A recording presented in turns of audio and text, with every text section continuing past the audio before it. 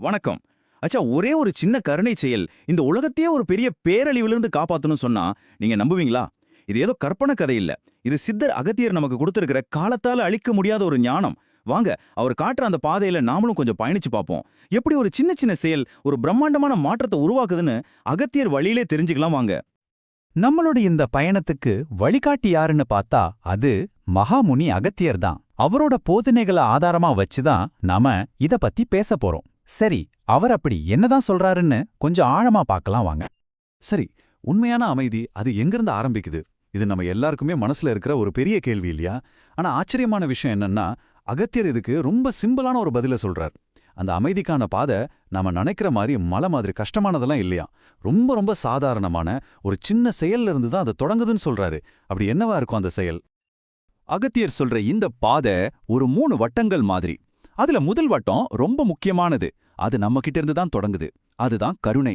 அதாவது நம்மளால உடனே செய்ய முடியற ஒரு விஷயம். நம்மள சுத்தி இருக்கிற எல்லா ஜீவராசிகள் மேலயும் நாம காட்டுற அன்பு. இதுதான் அகத்தியர் நமக்கு சொல்ற முதல் பாடம். ரொம்ப ரொம்ப அடிப்படையான பாடம். இப்ப யோசிச்சு பாருங்க, ஒரு வாயில்லா ஜீவனுக்கு நாம சாப்பாடு வைக்கும்போது அது வெறும் அதோட பசிய மட்டும் போக்கல.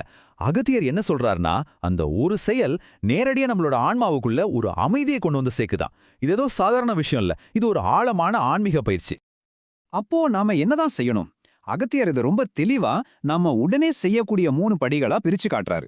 முதல்ல கோமாதாவுக்கு அகத்திக்கீரை கொடுக்கறது.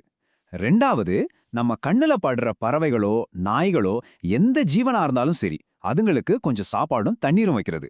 மூணாவது, ரொம்ப முக்கியமா பசியில வாடுற ஏழை எளியவங்களுக்கு அன்னதானம் செய்யறது.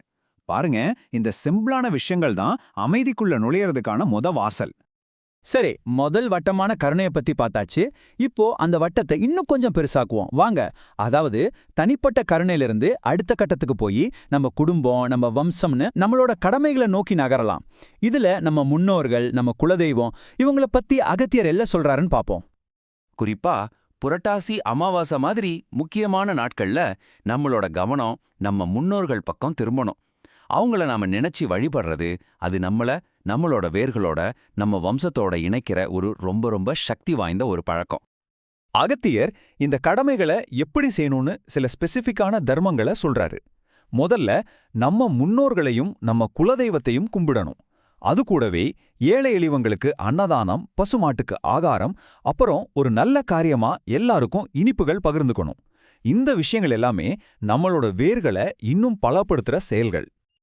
இப்போ நாம தனிப்பட்ட கருணை, குடும்ப கடமைகள்னு 2 வட்டங்களையும் தாண்டி 3வது வட்டத்துக்குள்ள நுழைய போறோம். இதுதான் இருக்கிறதுலயே ரொம்ப ரொம்ப சக்தி வாய்ந்த ஒரு வட்டம். அது என்னன்னா, ஒற்றுமையோட மகாசக்தி. நம்மள நிறைய பேர் நமக்கான மன அமைதிக்காக தவம், தியானம், யோகான்னு எவ்வளவோ கஷ்டமான பயிற்சிகளை எல்லாம் செய்றோம். நிச்சயமா இதெல்லாமே ரொம்ப மதிப்பு வாய்ந்ததுதான். ஆனா அகத்தியர் இங்க தான் ஒரு முக்கியமான கேள்வியை நம்ம முன்னாடி வைக்கிறார். அதாவது, ஒருத்தர் தனியா கஷ்டப்பட்டு பண்ற இந்த முயற்சிகளை எல்லாம் விட ஒரு பெரிய சக்தி இருக்க முடியுமா? இங்க தான் அகத்தியர் அந்த பெரிய ரகசியத்தை உடைக்கிறாரு. தனி ஒருத்தர் பண்ற தவம், தியானத்தை விட பல்லாயிரம் மடங்கு சக்தி வாய்ந்தது எது தெரியுமா? அது பல பேர் ஒன்னா சேர்ந்து செய்யற கூட்டு பிரார்த்தனை தான்னு சொல்றாரு. இது ஏதோ சாதாரண சக்தி இல்ல, ஒரு பிரபஞ்ச சக்தி. இந்த ஒப்பீட்டை பாருங்களேன், எவ்வளவு அருமையா புரிய வைக்குது. ஒருத்தர் தனியா முயற்சி செஞ்சா அது அவரோட ஆன்மாவுக்கு அமைதியை கொடுக்கலாம். ஆனா எல்லாரும் சேர்ந்து கூட்டு பிரார்த்தனை செய்யும்போது அது இந்த முழு உலகத்தையுமே பாதுகாக்கிற ஒரு பெரிய கவசமா மாறிடுது. அந்த தாக்கத்தோட அளவை ஒரு நிமிஷம் யோசிச்சு பாருங்க. கூட்டு பிரார்த்தனைங்கிறது சும்மா ஒரு புண்ணியம்னு நினைக்காதீங்க. அகத்தியர் அத அதி உச்ச முதல் வகை புண்ணியம்னு சொல்றாரு. அப்படின்னா என்ன? புண்ணியங்கள்லயே டாப் லெவல் புண்ணியம்னு அர்த்தம். அந்த மாதிரி ஒரு பிரார்த்தனைக்கு தெய்வீக சக்திகளோட ஆசீர்வாதம் எப்பவுமே இருக்குமா. அதனாலதான் இதுக்கு இவ்ளோ பெரிய ஒரு பிரம்மாண்ட முக்கியத்துவம் இருக்கு. இங்க தான் நாம புரிஞ்சுக்க வேண்டிய கடைசி ஆனா ரொம்ப ரொம்ப முக்கியமான ஒரு விஷயம் வருது. இந்த கூட்டு பிரார்த்தனைங்கிற மகா புண்ணியத்தால தான் இந்த உலகத்துக்கே வரப்போற பெரிய பெரிய பேரழிவுகள்ல இருந்து ஒரு பாதுகாப்பு கிடைக்குதுன்னு அகத்தியர் அடிச்சு சொல்றாரு. இது ஒருத்தரோட முக்திய பத்தின விஷயம் இல்ல, இது இந்த ஒட்டுமொத்த உலகத்துக்கான பாதுகாப்பு. ஆக இதுவரைக்கும் நாம பார்த்த இந்த 3 வட்டங்களையும் ஒன்னா இணைச்சு பார்ப்போம். ஒரு தனி மனுஷனோட சின்ன கருணை செயல்ல ஆரம்பிச்சு அது எப்படி ஒரு பிரம்மாண்டமான கூட்டு சக்தியா மாறி இந்த உலகத்தையே காக்குதுங்கிறத நாம பார்த்தோம். சரி, இந்த பயணத்தை ஒரே ஒரு கேள்வியோட நம்ம முடிச்சுக்கலாம். ஒருவேளை நீங்க ஒரு வாயிலா ஜீவனுக்கு வைக்கிற அந்த ஒரு பிடி சோறு அது இந்த உலகத்தையே காப்பாத்த போற ஒரு மகா பிரார்த்தனையோட முதல் படியா இருந்தா எப்படி இருக்கும்னு யோசிச்சு பாருங்களேன். அப்போ நம்ம செய்யற ஒவ்வொரு சின்ன செயலுக்கும் பின்னாடி எவ்வளவு பெரிய சக்தி இருக்குன்னு ஒரு நிமிஷம் யோசிச்சு பாருங்க. நன்றி.